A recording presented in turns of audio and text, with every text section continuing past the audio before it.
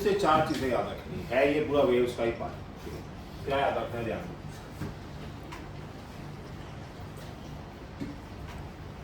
ये पेंडुलम है या इसको बॉब बोलते हैं।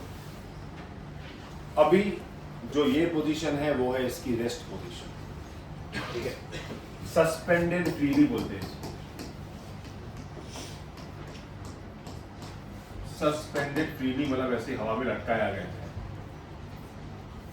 जैसे ये सस्पेंडेड फ्रीली है, समझे।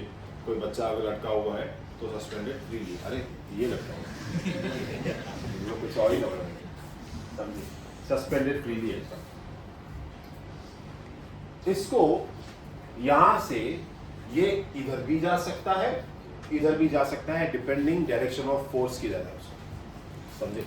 डिपेंडिंग डायरेक्शन ऑफ फोर्स किधर है। जब हम फेज इन ऑसिलेशन पढ़ते हैं या जब हम पूरी 12th में ऑसिलेशन पढ़ेंगे, तब हम डिफॉल्ट हमारे सिस्टम में लगा देंगे कि जो इसकी फोर्स है वो इस डायरेक्शन में आएगी, मतलब इसका जो फर्स्ट मूव होगा वो हमेशा पॉजिटिव एक्स एक्सिस में होगा। पर क्योंकि ये सस्पेंडेड फ्रीली है तो ये ऐसे मूव नहीं करेगा, ये ऐसे मूव करेगा, फिर इधर आएगा, फिर ऊपर जाएगा। तो ये होगा इसका स्टार्ट पोजीशन, जिसको हम लोग फिजिक्स में बोलते हैं मीन पोजीशन।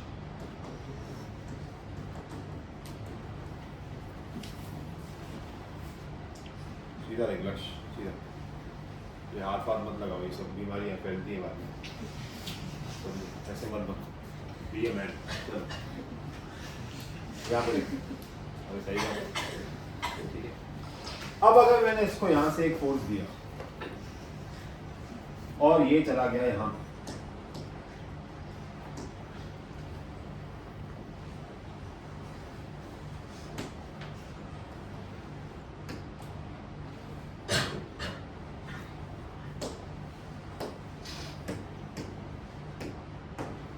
ये चला गया यहां। अब यहां के बाद ये अपना मैक्सिमम रीच कर गया, इसके बाद से ये नीचे आएगा। नीचे आके इसका अगला एम होगा यहां पर,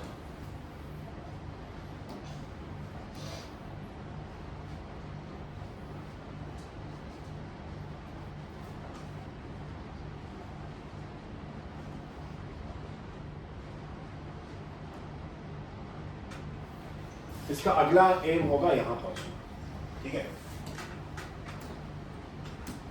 मतलब मैं अगर डायरेक्शन मार्क करूं तो पहले ऐसे, फिर ऐसे और फिर इधर, ठीक है। बात ऐसी है कि मैं सेंटेंस जो बोल रहा हूं उसको ध्यान दें, बहुत इंपॉर्टेंट सेंटेंस है और बहुत इजी काम कर देगा। For the bob to reach at any extreme position, हम इसको पॉजिटिव एक्सट्रीम बोलते हैं और इसको हम नेगेटिव एक्सट्रीम बोलते हैं। ये डिफॉल्ट रहेगा जैसे हम लोग क्वाड्रेंट सिस्टम पढ़ते हैं। For the bob to reach at any extreme position it has to cross the mean position. देखो बात सही है कि नहीं। अगर उसको पॉजिटिव एक्स एक्सिस से जाना है, एक्स एक्सिस तक जाना है, तो चालू कहां से करना पड़ेगा? मीन से। फिर नेगेटिव पे आना है तो कहां से गुजर के जाना पड़ेगा? मीन से। वापस पॉजिटिव पे जाना है तो कहां से गुजर के जाना पड़ेगा? मीन से। For the bob to reach any extreme position it has to cross the mean position. Unless and until आपने बॉब को चालू ही यहां से नहीं किया। जब आप चालू एक्सट्रीम पोजीशन से करते हो तब उसका मीन पोजीशन और एक्सट्रीम पोजीशन ये होता है, समझा? Start point. पर क्योंकि बाद में डैम्पिंग होती है तो ऐसा ऐसा होके वापस से यहीं पे आके रुक जाएगा। तो हम लोग जो ओरिजिनल मीन पोजीशन है वो यही पढ़ेंगे। जो ये वाली मीन पोजीशन है वो with respect to external force होगी। बिना एक्सटर्नल फोर्स के तुम इसको मीन पोजीशन नहीं बना पाओगे, पर बिना एक्सटर्नल फोर्स के तुम इसको हमेशा मीन पोजीशन रख सकते हो। अगर बॉब एयर में फ्रीली सस्पेंडेड है यहाँ पे एयर रेजिस्टेंस निगलेक्ट करेंगे हम लोग, समझे? जब ये पेंडुलम घूमेगा तब एयर रेजिस्टेंस निगलेक्ट करेंगे। बोलो बात समझ में आएगी नहीं समझ में आएगी? चलो अब इसके कुछ और अच्छी चीजें पढ़ते हैं। इसको मिटाता हूँ पहले, बाद में लिखते हैं कि इसको मीन पोजीशन है या नहीं है, तो मिटा देता हूँ।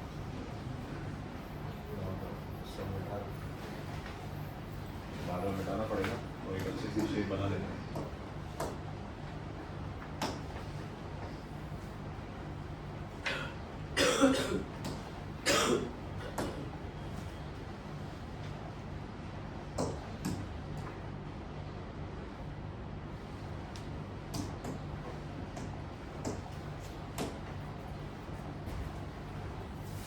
अब ये हो गया इसका मीन पोजीशन।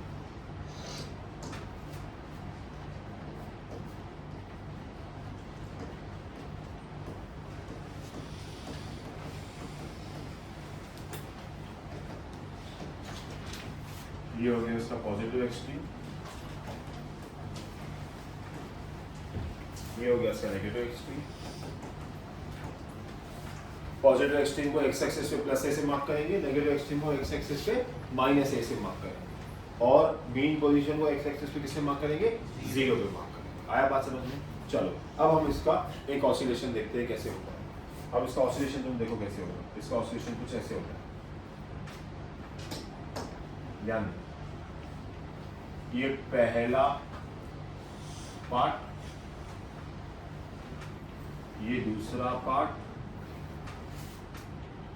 ये तीसरा पार्ट, ये चौथा पार्ट, ये हो गया one oscillation complete. Mean position से मीन पोजीशन तक होता है पहला ऑसिलेशन कंप्लीट। इसी को अगर आप कंपेयर करोगे आपके एक्सिस वाले पे, तो ध्यान दें, पहला पार्ट, दूसरा पार्ट, तीसरा पार्ट, फोर्थ पार्ट, ये अपने पहले पे 0 पे था, ये अपने पहले पे 0 पे है। ये अपने जब फर्स्ट टाइम ऊपर गया तो ये पॉजिटिव ए पे आया, जो ये भी फर्स्ट टाइम ऊपर गया तो पॉजिटिव ए पे आया। जब ये वापस आ रहा था तो ये वापस कहां पे गुजरा? 0 पे। जब ये वापस जा रहा था तो यहाँ पे कहां पे गुजरा? 0 पे। जब ये नेगेटिव एक्सट्रीम पे गया तो ये भी नेगेटिव एक्सट्रीम पे गया। जब ये वापस आया तो 0 हुआ, जब ये वापस आया तो भी 0 हुआ। इसको हम बोलते हैं वन वेव, इसको हम बोलते हैं वन ऑसिलेशन। दोनों एकदम सेम। अगर वन वेव का पूरा फेज 360 है तो वन ऑसिलेशन का भी फेज कितना होगा? 360, जिसमें 0 to extreme 90, extreme to 0 90, 0 to extreme 90, extreme to again 0 90। समझे? अगेन 0 90। अब इसमें क्वेश्चन कैसे बनता है? सिंपल क्वेश्चन, बहुत सिंपल क्वेश्चन। अगर किसी बॉब ने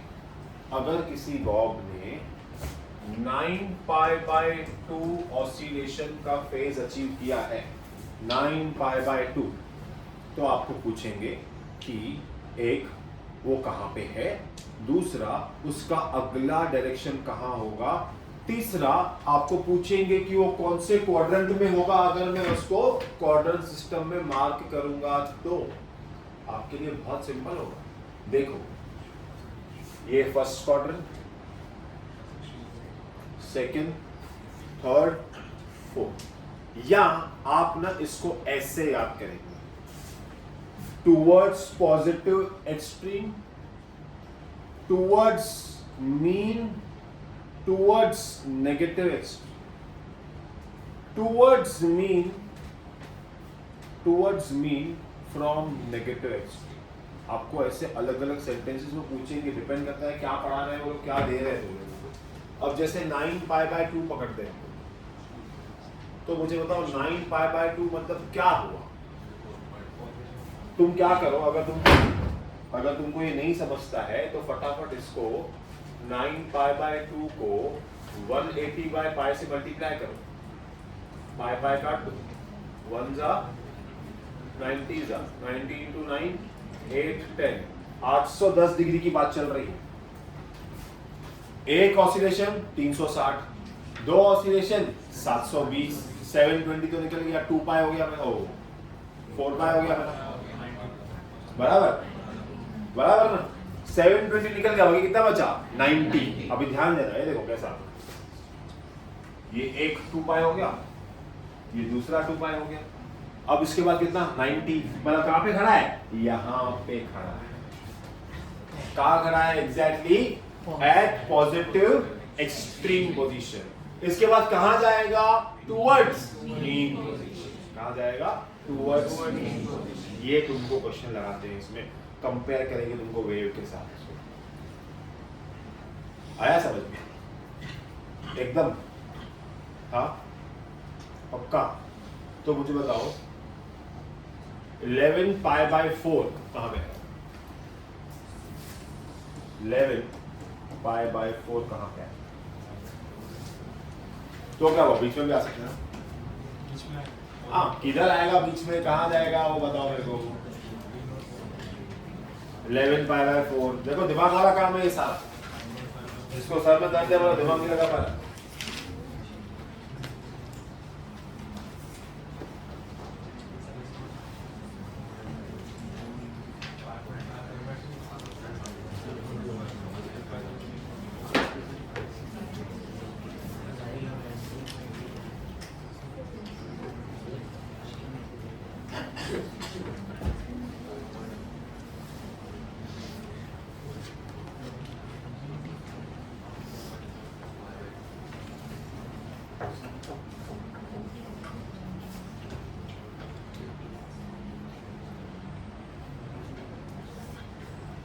पता है 11 पाई बाय 4 कहां पे आएगा,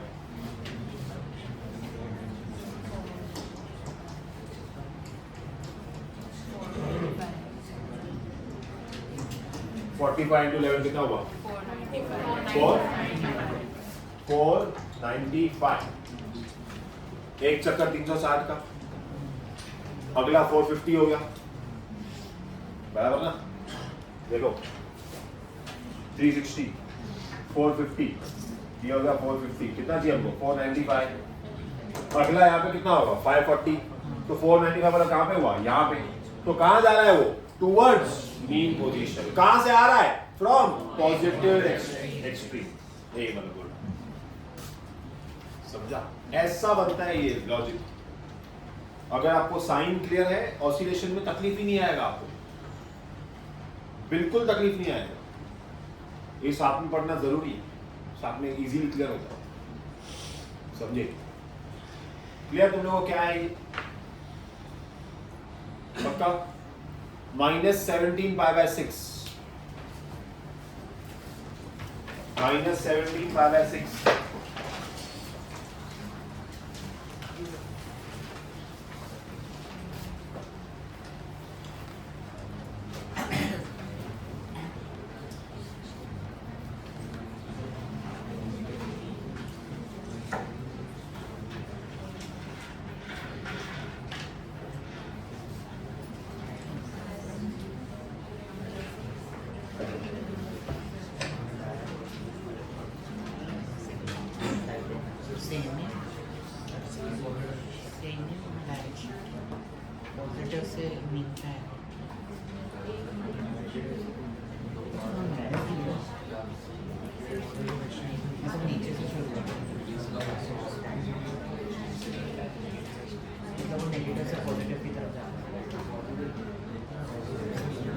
नेगेटिव एंगल होता है मतलब वो क्लॉकवाइज ट्रेवल करता है, पॉजिटिव एंगल होता है तो वो एंटी क्लॉकवाइज ट्रेवल करता है। अगर नेगेटिव एंगल है तो आप चालू कैसे करोगे, ऐसा।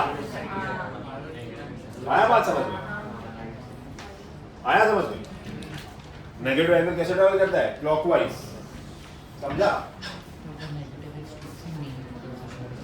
क्या है आंसर इसका, हाँ 510। ये वो नहीं पूछ रहा हूँ मैं, जगह पूछ रहा हूँ, जगह पॉजिटिव एक्सट्रीम से मीन तक, श्योर है।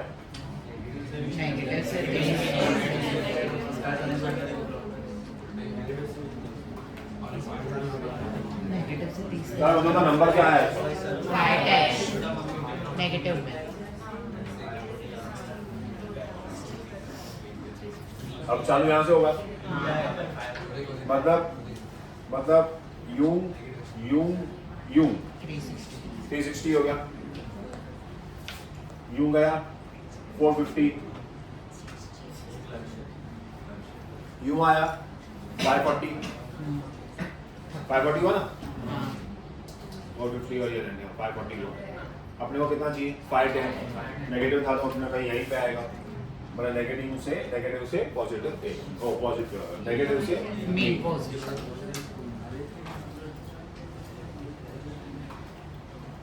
जिसने इसको 510 लिया उसका आंसर उधर आया होगा, बराबर ना?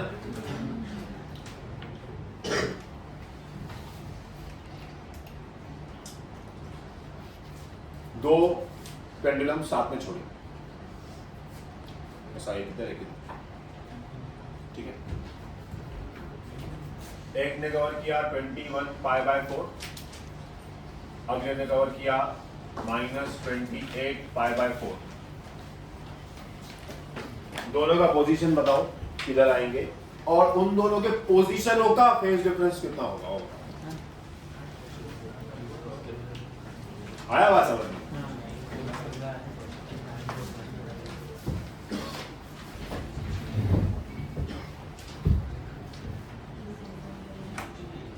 उन दोनों के पोजीशनों का डिफरेंस कितना होगा बताओ?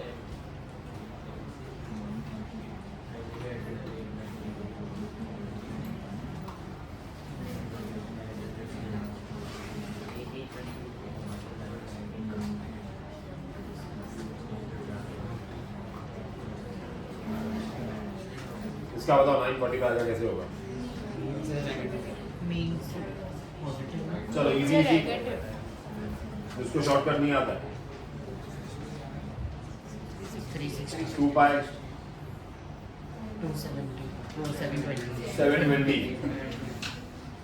720 में अभी अगला 1080 वाला है, तो ये कहीं उसके बीच में धीरे धीरे चलो। 720 यहाँ पे हुआ, 8 10 945, मतलब यहाँ पे। अब ये यहाँ जा रहा है, आया सबको ये बराबर? आ जाओ इसका वाला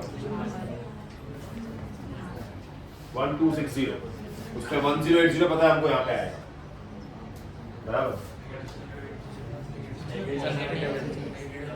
ओह सॉरी, हाँ तो इधर ही आएगा ना, लेकिन ये 1080 होगा। अब 1260 चाहिए, अब 1080 90 ऐड करो, कितना होगा? 1170, 1170 और 90 ऐड करो, 1260, और एग्जैक्ट किधर आया?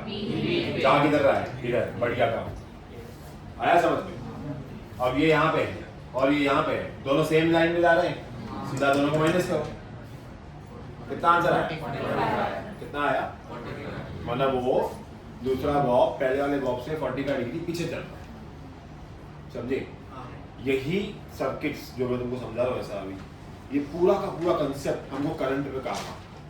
वोल्टेज और करंट आपस में ग्राफिकली एक दूसरे को लीड और लैग करते हैं। अगर करंट और वोल्टेज सेम डायरेक्शन में है तो सर्किट अलग बनता है, अगर 90 डिग्री से लीड कर रहा है तो सर्किट अलग बनता है, अगर लैग कर रहा है तो सर्किट अलग बनता है। ये पूरा कंसेप्ट हमको वहां काम आया, पूरा का पूरा कंसेप्ट, समझे? रेजिस्टर, इंडक्टर, कैपेसिटर, 3 टाइप के रेजिस्टर है जिसमें हमको यही लॉजिक से पढ़ना होता है, सेम लॉजिक से, कि कौन किसको लीड कर रहा है, कौन किसको लैग कर रहा है। इसलिए साउंड और वेव एज अ टॉपिक हमारे बेसिक्स बिल्ड करने के लिए इंपॉर्टेंट है, एज अ टॉपिक इंपॉर्टेंट नहीं, बेसिक्स बिल्ड करने के लिए हमारे इंपॉर्टेंट है। तो उस पर्पज से पढ़ो कि तुम्हारे 3-4 चैप्टर के छोटे छोटे टॉपिक क्लियर हो जाएंगे इसके बाद से, समझे? सबको क्लियर कैसे आया है ये? पक्का? श्योर? चलो इसमें एक और करो।